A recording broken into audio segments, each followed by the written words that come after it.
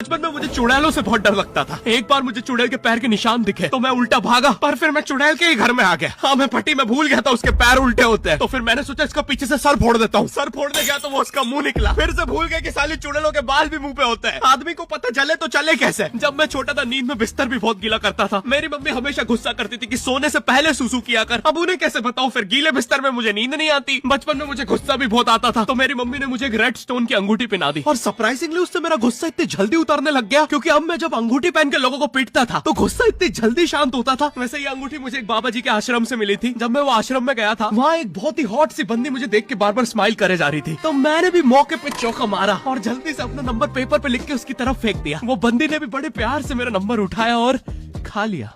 अरे भाई, उसको भूत लगे, वो तब से सबको स्माइल दे रही है। हम भी सुबह से नंबर फेंक रहे हैं, अभी तक 2 किलो पेपर खा गई है। बचपन में मेरी मम्मी हमेशा बोलती रहती थी कि बाहर जाके खेलो। अब बाहर मेरे मोहल्ले के बच्चे भाई वो ऐसे अजीब अजीब से गेम्स खेलते थे। कहीं ड्रैगन फ्लाई में रस्सी बांध के उसको पेट बना लिया है, कहीं नंगे भाग रहे टायर के पीछे लकड़ी मारते मारते। मेरी मम्मी को उन पर दया आ रही है कि बेचारे गरीब बच्चे किसी भी चीज से खेल लेते हैं, फिर हमारी कार पलट जाती है। हाँ, वो टायर हमारी कार का था। और मुझे एक बात बताओ, चक्के से खेलने पे वो गरीब कैसे कंसिडर हो रहे हैं? क्या पता उनने कार खरीद के चक्का निकाला हो, क्या पता लैम्बोर्गिनी के चक्के से खेल रहे हो। नहीं, तुम्हें कैसे पता चल रहा है वो गरीब है या अमीर? और एक चक्के से इतनी सारी एक्टिविटी करेंगे ये लोग। कभी चक्के में रस्सी बांध के झूला बना दिया, कभी झूले से फिका के खुद को लूला बना दिया, कभी लूले पे झूला बांधकर हुला हू बना दिया। ये इतने हरामी बच्चे थे, इनके साथ कोई भी घर घर नहीं खेलता था, क्योंकि घर ये जुए में लगा के हार जाते हैं। ये वो बच्चे जिन्हें तुम रिमोट कंट्रोल कार भी दोगे तो उसकी मोटर निकाल के पंखा बनाएंगे। एक बार इन्होंने रिमोट कंट्रोल रिमोट बनाया था। तुम अगर इस रिमोट पे बटन दबाओगे तो इस रिमोट पे बटन दबेगी, बस।